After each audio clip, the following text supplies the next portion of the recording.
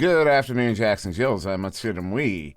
So I wanted to do a video on the big differences between the upcoming NEPA Pro-Series and VRML, what we're used to there, and maybe dispel some myths that some folks might have or have been hearing, or answer some questions that some folks might have.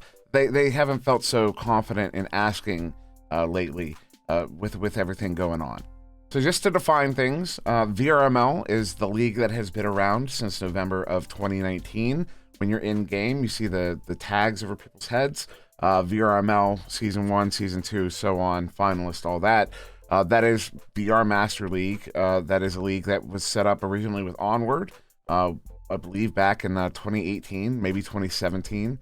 And VRML has been expanding since then, including the inclusion of Echo Arena.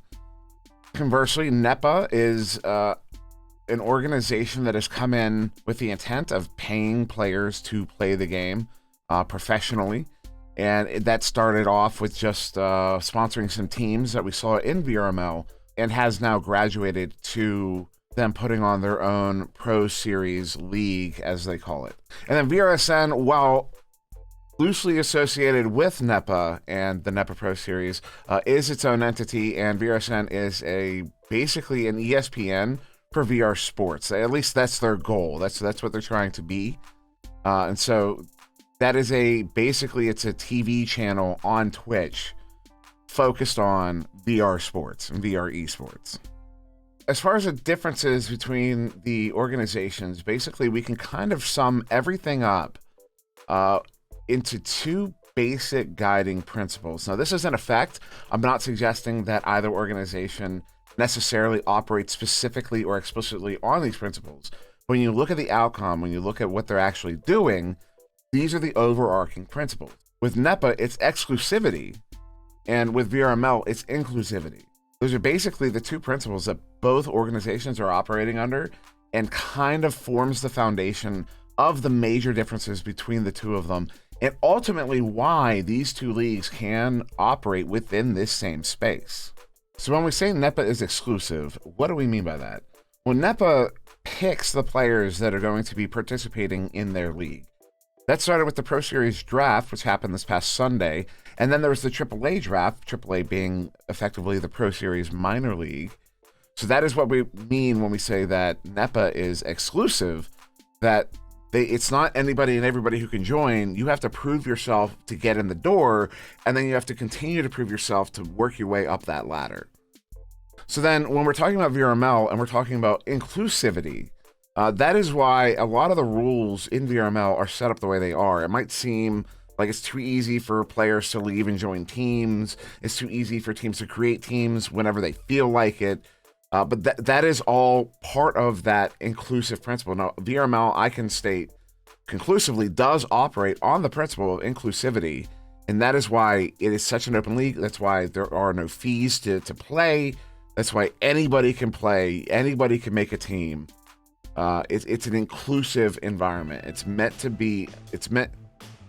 to allow as many players to play as is possible. What VRML effectively operates, at least in part, is as a ranked game mode for the game that it's operating for. Where Echo Arena does not have an in-game ranked mode, VRML steps in and fills that need. So now we can talk about the format differences between the NEPA Pro-Series and VRML. So going back to that idea that NEPA is operating on this kind of old school pro sports format, that's where the draft comes in. The intent behind the draft was to make the teams as even as they reasonably could make them, so that the games are going to be as close as possible. And the reason you do that is so you can have these longer games, these longer 4 games, 4 quarters, 8 minutes per quarter. The score carries over from each quarter to the end, just like a pro sports game. And when the teams are even enough, you can do that without a runaway score. You can have the ebbs and flows, and by the end, you have scores that are relatively even though teams are scoring up into the 30s and 40s, the difference between the two team scores is only a matter of 6 or 10 points. And so the NEPA Pro Series operates on a sort of even playing field, not like Party League did, if you're familiar with Party League, but in the sense that they design the teams to be as close as possible in order to create the closest games. Whereas over in VRML, since teams can form on their own, anybody can make a team, what we tend to see in the Master Tier are what are called super teams, where the top players try to make the most stacked team possible in order to win the championship at the end of the season, or to dominate, or whatever else. And of course, everyone else is trying to create their own super teams, try to figure out what works to take on the other super teams. But that's basically the sort of thing we've fallen into in VRML at the top level, is with super teams. That's why Ignite can exist in VRML, but Ignite cannot exist in NEPA. And so I want to pull out an analogy here to kind of express the difference between these two formats. So for sports games made for consoles like the PlayStation or the Xbox, when you look at the rosters of the teams, you'll see players have ratings, 99, 98, 97. And that's usually an average of all their individual skill ratings that you can look up and see that they have a 98 in shooting, they have a 96 in passing, they have a 94 in stick handling or puck control, or whatever the sport may be, whatever sort of stat you can think up. And when you take all those and average them, you get an overall rating. And then you can do the same thing for teams. You look at their average player rating and then kind of get an average team rating from that as well. So if we were to do that here in VRML and in NEPA, what you would tend to find is the top VRML teams will tend to skew towards the perfect. Ignite would probably be a team average of 98, 99. The New York Kings would be a team average of 97, 98. And all the way down, as you get to the bottom of Master Tier, you probably have 93, 94 average. And what you'll also see is the distribution of the players on those teams is going to be right around that average. The players on that 10th place team are going to be right about 93, 94. The players on Ignite are going to be about 98, 99. But then when you look over at NEPA, the way they've designed it is that all the teams are going to have a similar average of about 95, but they're all also going to have players up at 99 and players down at 92. The overall average is going to be about the same, but the distribution is going to be more even keel. And that's the major difference at the top level between these two leagues. Now, what this ultimately does, it kind of gets us into this idea of maybe the top team from VRML could play the top team from NEPA at the end of a season, or something like that. That could be a lot of fun to see. Maybe something interesting to come from there. All sorts of other things. But this is ultimately the reason why these two leagues can operate within the same space, as they do fill two sort of different niches within the environment. One, the old school sports niche, and the other, the more new school esports niche. And that kind of bridges us to the difference between the NEPA AAA, the VRML ladder, the NEPA PDR, all that stuff. Basically, the VRML ladder is anybody can play. You form your own team, you join up, and eventually you'll get match made and find your place on the ladder and start playing those teams. Anybody can play. It's just an open league. And you kind of make your own destiny in that regard. You kind of have to feel your way in, make your own progress, make your own team, progress yourself up the ladder, and find yourself all the way up to, if that's your goal, is to get up to Master Tier. Whereas in NEPA, things are done a lot differently. You have to apply to get in, you have to be accepted in, and then you have to slowly make your way up as an individual, not so much as a team, to make your way up that ladder to get towards the NEPA Pro-Series, where a team would ultimately recruit you. So two very different systems that, again, offer two very different niches. Maybe you don't want to deal with that exclusivity. You don't want to deal with having to apply. Maybe you want to work your way up in that more Wild Westy fashion in VRML on the ladder. But at the same time, maybe you got declined over at NEPA, and so your only option is a VRML ladder to make yourself known, to make a space for yourself, to improve. And then maybe eventually, through the VRML ladder, you get into the NEPA PDR, you get into the AAA league, but then you can still play in VRML and still, they will build off of each other. You'll be able to build yourself up and make a name for yourself one way or another, using one or the other or both leagues at the same time. But ultimately, in the end, NEPA is operating more as that classic sports model, the NBA, the NHL, the NFL, where you have the pro teams, you have the minor teams, and you have the development system.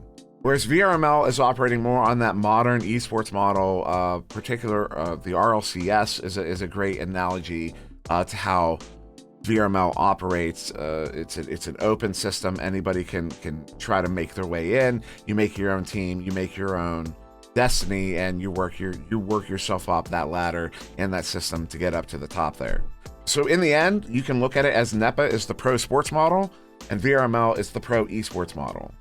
Two very different models that can operate the same space, because in the end, as we all know, Echo Arena is both a sport and an esport, and I'm very curious to see how these two models are going to work themselves out over the next couple of years.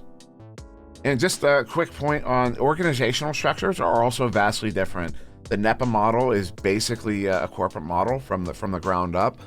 They have investors. They intend to make a profit at some point. They intend to bring in more investors, that sort of thing. It is a business. NEPA is 100% run as a business.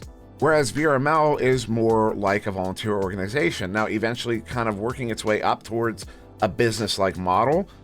It doesn't operate, there are no investors, there are sponsors, but it's a very different relationship to sponsors than to investors. And again, VRML operating more on that volunteer model, the community base model, where you pull the passion from the community, bring them into the organization, and they kind of, the community is who builds the community is ultimately who builds the league on that volunteer basis. So two very, very different organizational structures and models as well. And so finally, I just want to give my opinion on all of this, as a lot of folks aren't sure how to feel about NEPA coming in. Some folks feel like they're encroaching on the VRML space. Some folks feel like it's an answer to VRML. It's the thing that's going to knock VRML out. And I'm going to have to disagree, I think, with both of those stances. Ultimately, there will always be multiple leagues. There will always be VRML and somebody else. There will always be NEPA and somebody else. This game is getting big enough to the point where there are going to be multiple leagues, there are going to be multiple niches filled in multiple different ways. NEPA is no threat to VRML, just like VRML is no threat to NEPA. Both are operating in a similar space, but in two very different capacities that I think ultimately will not only complement each other, but allow both to grow in much bigger and broader ways.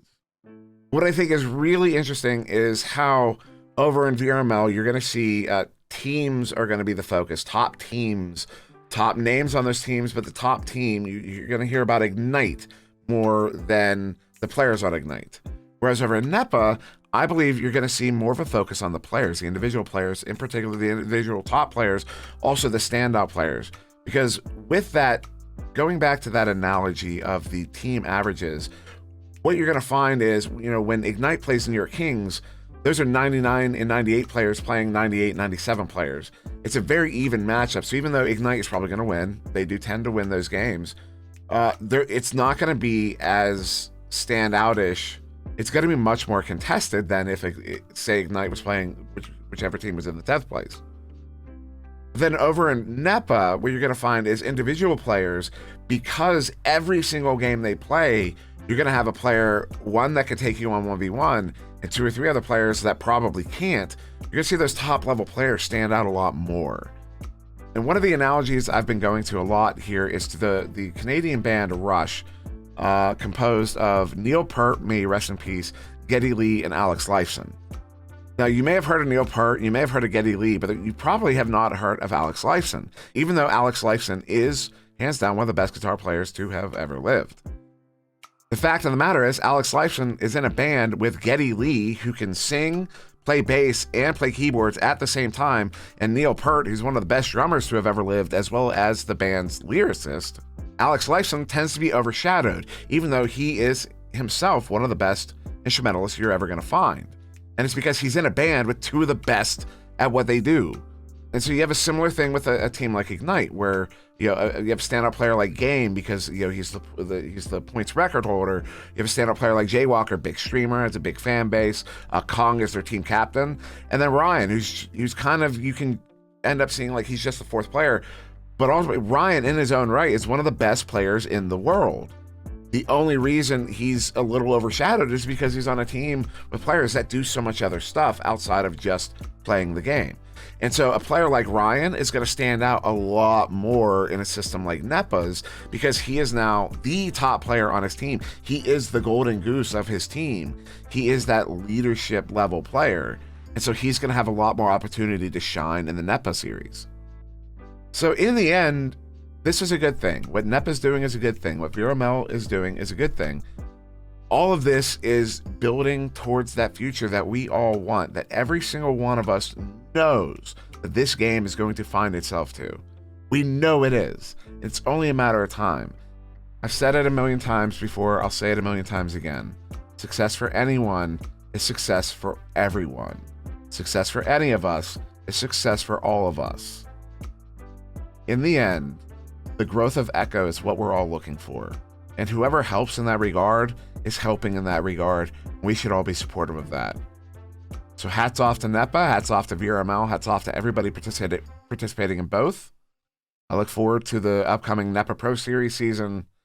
I look forward to the finals this weekend. I look forward to the future of Echo Arena, VRML, NEPA, VRSN, and everybody.